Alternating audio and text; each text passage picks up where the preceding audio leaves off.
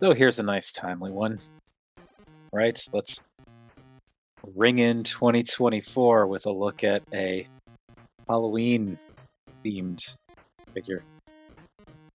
So this is collaborative Frankentron. This is something I actually had this figure sitting in my Big Bad Toy Store pile of loot since October of 2023, but nothing else was coming in, and I didn't want to ship just this, so I just waited and waited and waited until more stuff finally came in, which is why we're looking at this guy now rather than several months ago. But this is just, it's just Siege. Was it Siege? I think it's Siege. Siege Impactor. It's just that figure. It's just straight up that figure with like different molding. The hands or fists are different and the head is different. And like obviously the different deco. But honestly, I like this a lot better than Impactor. I'm surprised by how much I enjoy this and how well this works both as a toy and as a weird Frankenstein's monster thing. It's just the Impactor tank, basically, in terms of general shape, with the gun on top and the tread section with the... This came unpegged? This came unpegged. There you go. That in there. But yeah, the tread section with the little like spiky cowcatcher thing in front. It can rotate, which is cool. Go up and down as you do. One thing I'm noticing, according to the instructions, you do want to just peg this in here. This sucks because it works itself out really easily, and it doesn't really work because it's not centered. But there is a little bit of wiggle room with it, so like we just detransform it slightly, bring this in, peg this in that spot instead. And it doesn't really afford much in terms of up and down motion, like compared to doing it the other way. But if you put it in like this, it does actually work, and it actually works pretty well because this little green flat piece in there goes up against the chest plate and keeps this from going down too far. So I feel like while it's not as easy to put together, because according to the instructions, that's what you do. It's not as easy to put together, but I think it does work. But yeah, other than that, it's just the same. It's just instead of a tank, like a full-on tank barrel that you got with Impactor, you get this little like Tesla coil thing, which I think actually works really well.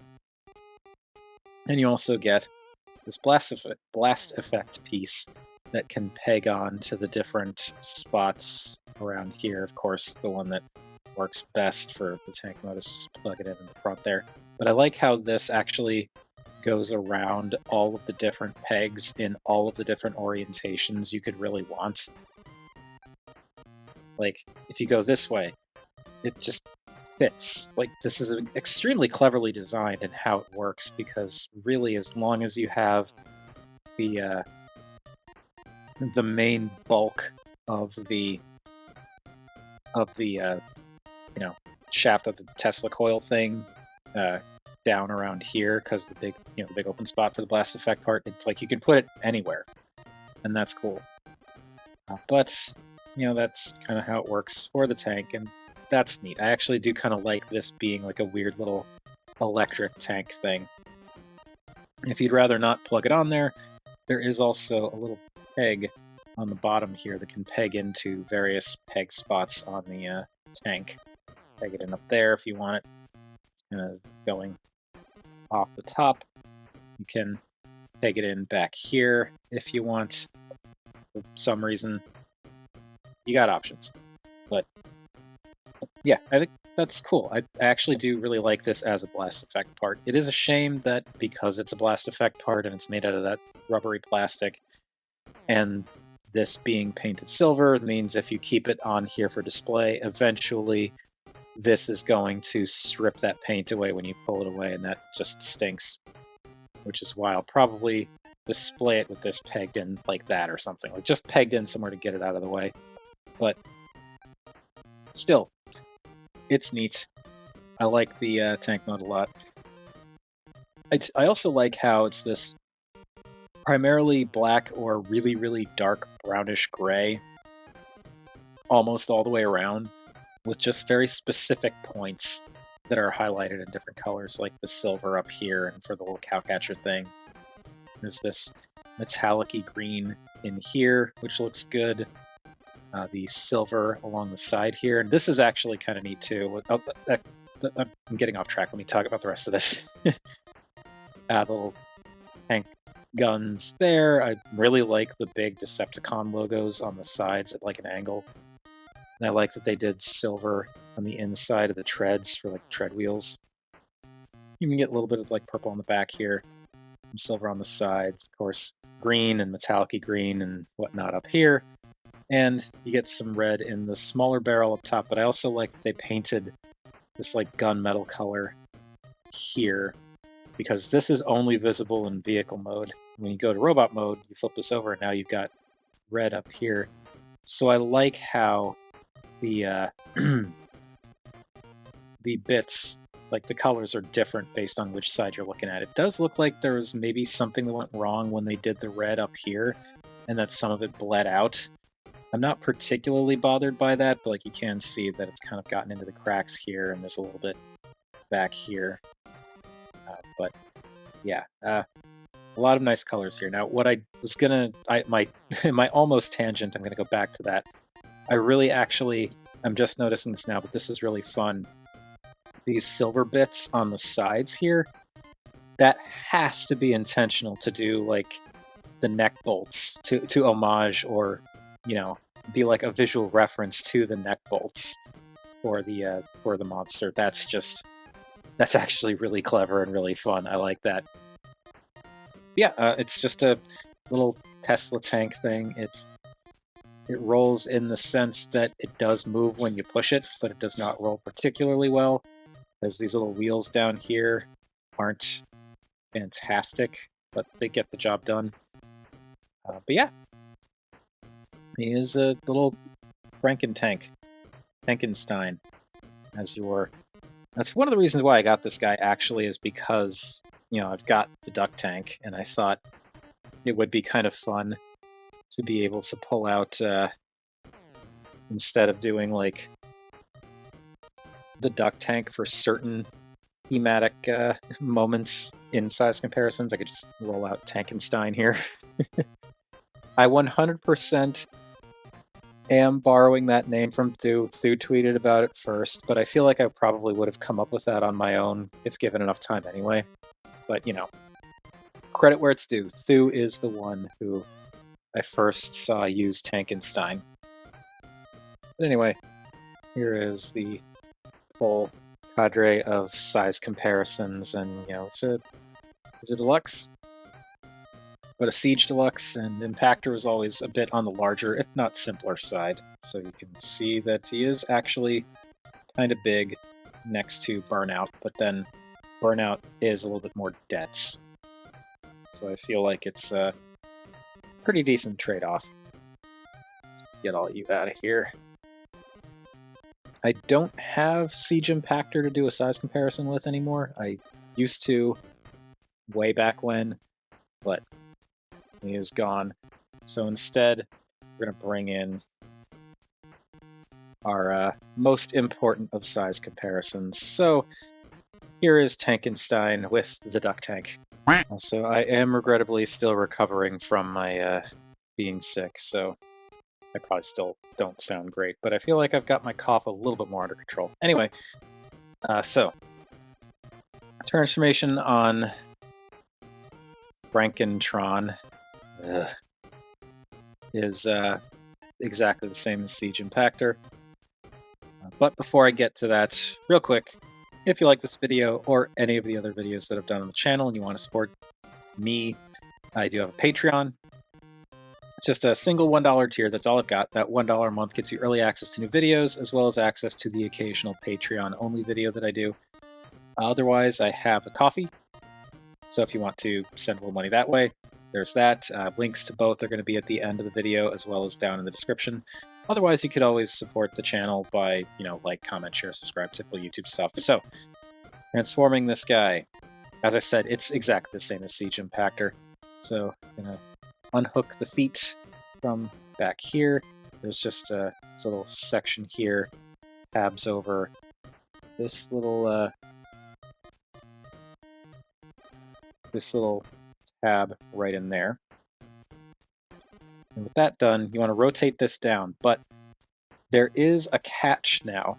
Like, I don't remember this being such a thing with Siege Impactor, but there is a little bit of a catch here. I find it's best to kind of try and angle this out this way while twisting to get this to move. So there you go. That does it.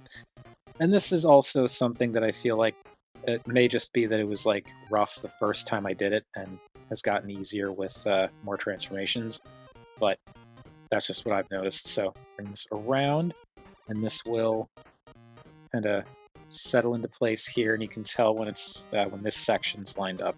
So like if it's like this, it's wrong. You want these two pieces to kind of line up and form a more solid surface. And you can flip the foot back, flip out the toe, and there is one leg. I'll just unpeg it now, bring that out of the way. And other side is the same deal, just untab this from this section here. You can kind of see it better here, how that tabs in. So just untab this, swing it out, bring this kind of out just a little bit to rotate this around, and then get this all lined up and in place. Swing this up, swing out the toe, and there we go. Leg's done. Now this whole assembly here will rock back and clip over this section here, or if you want, you can leave it unclipped and it'll work as an ab crunch for robot mode, though given the nature of this particular homage, I feel like the added mobility is probably not necessary, but it's an option. So now we've got all this going on. Going to untab the arms, like just kind of pull the arms down a little bit to untab them from this plate here. And wiggle these apart. And actually it looks like they've kind of unseated from this side first. So okay, with that wiggled apart and this tab untabbed, now bring the arm out on this hinge assembly here, and just bring it up a little bit more than necessary. So that'll be just make the rest of the transformation just a little bit easier. Now rotate this 180 degrees and flip out the hand. And no, this is not wrong. This is how it's supposed to be. But leave it like that. Same deal here with this untabbed. You want to just kind of rock and roll this hinge out to get the arm out from the chest cavity. Rotate this around 180 degrees. Rotate out the hand. And while we're here, we'll just unplug the test coil. So there we've got that. Now, this plate will come down and this tab will tab in up here. And the reason you want these little plates out here is because these tabs that went into the arms will sit in here and just kind of rest inside of these little notches. And if you have these in too far, they're not going to go in. So just by having them out a little bit, you can bring this down first and peg it in, and then rock them back down. And that little notch will go right over that tab and settle into place. So you've got that going on. And then you take the cannon, flip it around so that it's now sitting over the shoulder, and then pop open this door so that you can flip up the head, and then close this again, and it will kind of peg around this little platform here to help to lock it in place. And rotate the head around 180 degrees, and there we go. There we have Frankentron in his robot mode. And the way that you're supposed to incorporate this, like, you've got a lot of different ways. The way the instructions show is to peg it into the shoulder like that. And you can also pop the blast effect on there if you want, in one of many directions. Going like that if you want. You got options, but we will deal with those in a little bit. Because first we got to talk about Frankentron, and as ridiculous as that name is, as much as I hate it, I actually like this figure a lot, which is weird because I actually was second guessing myself on getting this. I was just kind of thinking, like, I didn't really feel Siege Impactor that much. Do I really want the awkward Frankenstein's monster homage to, to the Universal monster from a mold that I'm not really jazzed about? But something about the way this works, like the colors, the deco, the remolding, some of the other bizarre choices just really work for me for some reason. I can't entirely comprehend why. Like, there's a lot of nice color detail on this guy. Granted, a lot of this is what we saw in vehicle mode, but like now you've got some nice silver on the forearms. There is also some nice molded and painted detail on the thighs, like the vent here, and the silver going around all the way around on the other thigh. The chest plate, you can get a better look at it now, and it's got a lot of really nice molded and painted detail. Small Decepticon logo that doesn't really pop that well. I feel like that would have looked better if it was over here, but whatever. The purple doesn't really work too well on that gunmetal. And then also the head, which we'll look at more later. But yeah, it's a good looking figure, and also it makes a lot of sense. But I really like how they pushed the asymmetrical nature of this design in a few key spots. Like the chest, definitely asymmetrical. The thighs, definitely asymmetrical. It's not much, but it's enough to get that kind of cobbled together using spare parts motif across. Because, like, even just the thighs, if we just look at the thighs, like, even though they use the same green base plastic, the molding is drastically different on the two of them. Like, even where this little, like, semicircular hip piece gets covered up by the other molding is slightly different. It's like more flat on this side, it's more rounded over here. Of course, you've got this more three-dimensional piece kind of popping out a little bit that's not over here. You got these chunks here that this vent sits between that aren't there on this side. You just got this band that goes around. It's really, really cool. And you also, as I said, you get that asymmetry in the chest, which is a really great sculpt. I like how you've got the kind of tummy bent thing that's partially covered by this, and it kind of looks like a combination of pieces covering up other pieces while also being pieces that are just slapped together. So it's like it's not entirely clear whether this is going over this grill or if the grill is just broken and this piece fills in the gap. But I do really like how they pushed that asymmetrical design. I kind of wish they had pushed it a little further for, like, maybe like some of the shin molding, some of the arm molding. They didn't. It's just mirrored. But it's fine. It's not like I don't hate it. I just kind of wish that they had pushed it a little further. But what they do have here is really nice. And as mentioned, you've got the hands that are at a weird angle. Now, these hands do work as, like, you can peg stuff into them. This may not be the best way to do it. I'll do this. It's like a 5mm peg for the hands, so you can have him hold stuff, but the hands are stuck at this angle because they don't rotate like this. They just spin in for the transformation. But I'm actually kind of into it. Like, it's definitely a weird choice, but considering the nature of this depiction of Frankenstein's monster, it makes a lot of sense. And you can do, like, the, kind of thing really easily, which I love. I even messed around with this before, but, like, you can totally get him to do the, like, a one-legged, like he's doing the awkward zombie stomp thing, whatever you want to call it, to as he walks forward.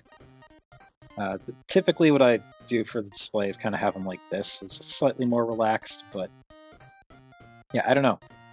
I like the obvious hands being palmed down. I don't know, it works for this guy. And if you really hate it, you can rotate them so that the hands are oriented a little bit more regularly. But like, for me, obviously you lose the elbow articulation unless you want him to do this, which, I mean, that's a look. That is certainly a look, but for me, I don't like this because now he just kind of looks like a regular robot that looks like Frankenstein's monster.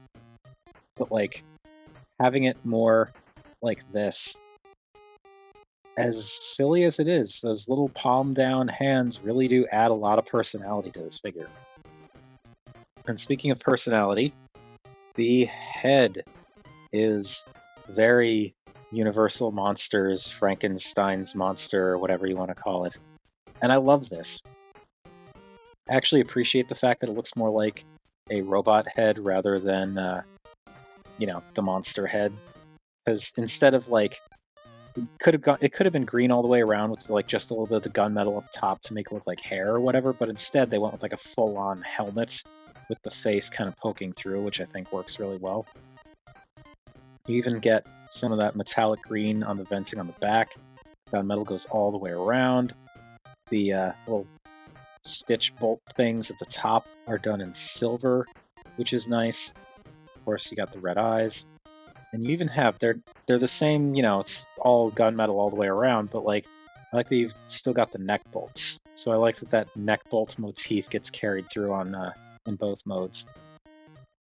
And the head is also asymmetrical. Like, it's molded more or less symmetrically, but you do have that scar with like the staples along one side. So even that works. And it's a little bit narrow and a little bit tall, but like, I think that actually works in the figure's favor. Again, it adds a little bit more personality to everything, and I'm not bothered by it because of how stylized all this is and how it's kind of silly. I like that they kind of leaned into it. For the articulation, the head is on a ball joint, but you don't get any worthwhile up and down movement. You get a little bit of tilt, and of course it can spin all the way around. The arms can go all the way around, can go out past 90, though that does change if you're using this arm because that shoulder cannon does get in the way. You can still go all the way around if you move the arm out, but you got to be careful. You go out to about that far before it hits the cannon, but if you push it further, the cannon will get out of the way. Or you could just bring it up like that. Rotate it around like that as much as you want. You've got a bicep rotation on both arms. Like, the articulation for the arms is the same the rest of the way through. You got a 90-degree elbow bend. You can't do any rotation of the hands, but you can spin them in and out if you want.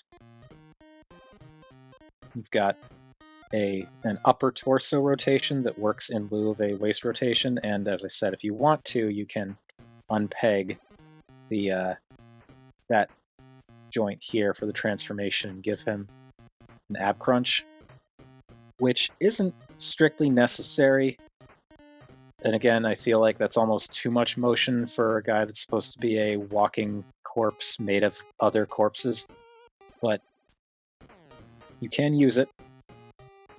You just make him sad that he is a patchwork monstrosity. And And then the hips can go forward to just about 90, back past 90, out to 90.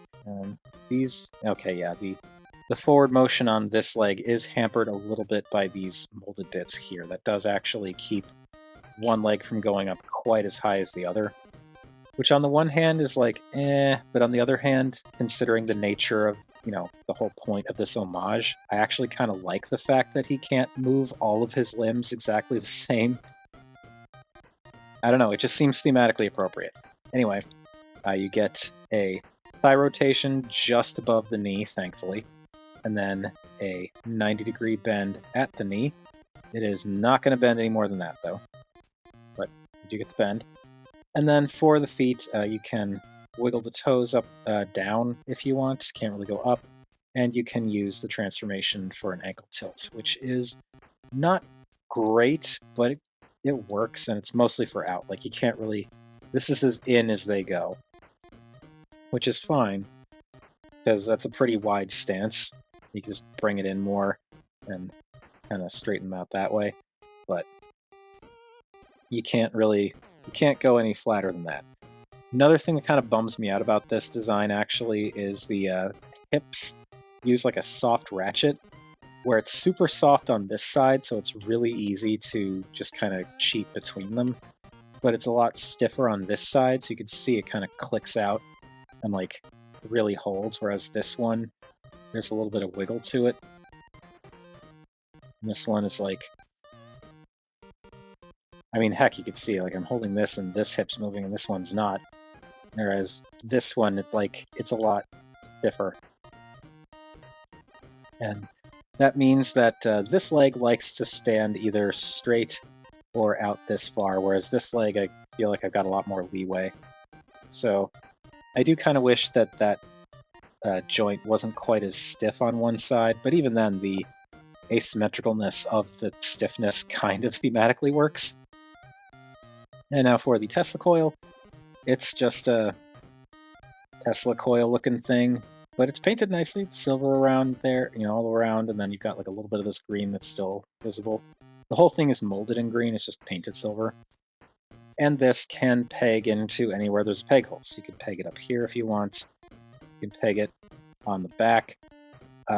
You can kind of technically peg it on the side, but due to the spacing here and the shallowness of the peg, or shortness of the peg, you can't really peg it in super solidly if you want it to go up straight, so it's not that difficult to knock it out.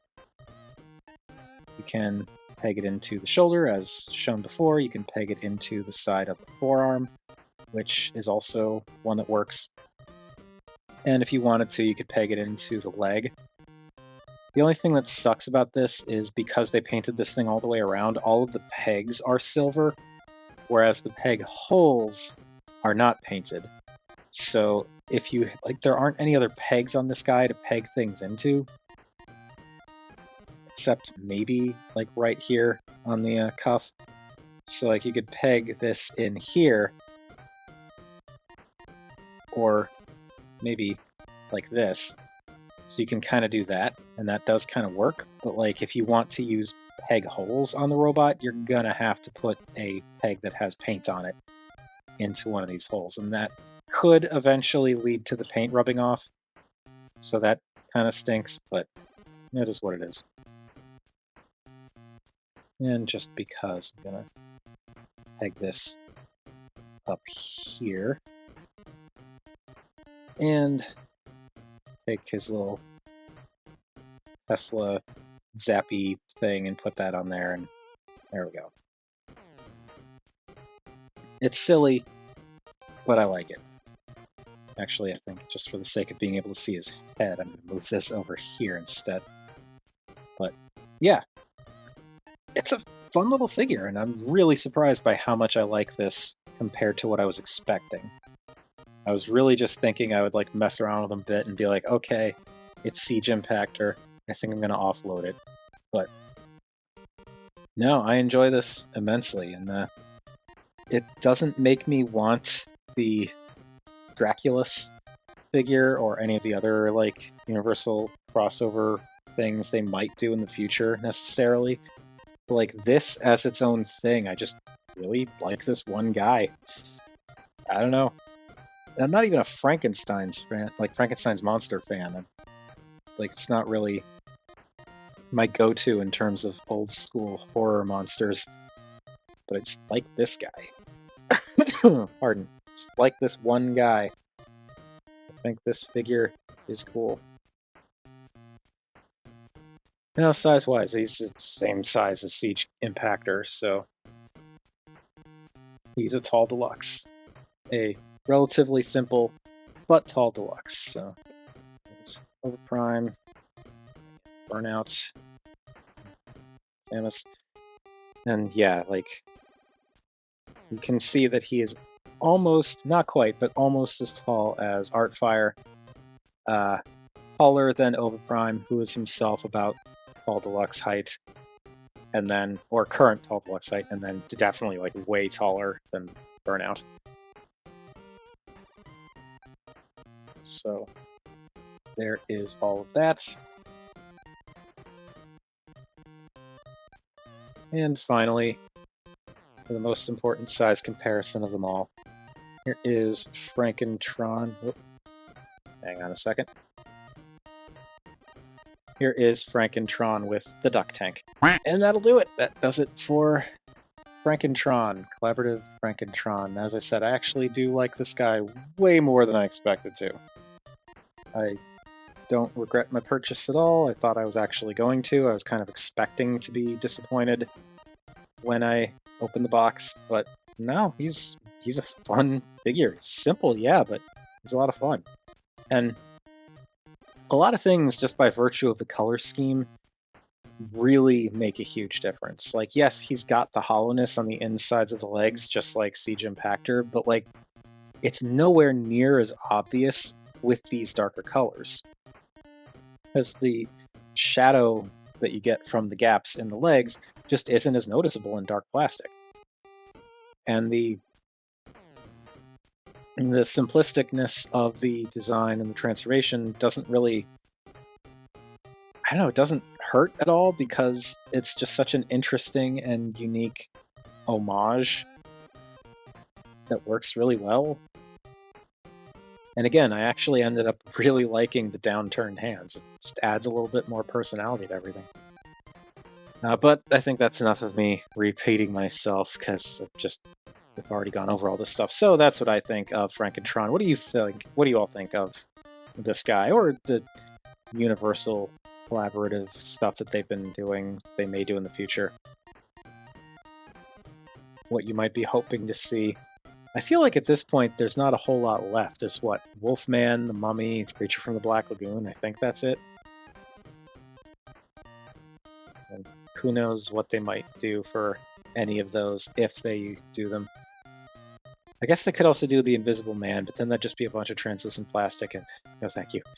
But anyway, whatever your thoughts, feel free to chime in down below. I always enjoy hearing from you all.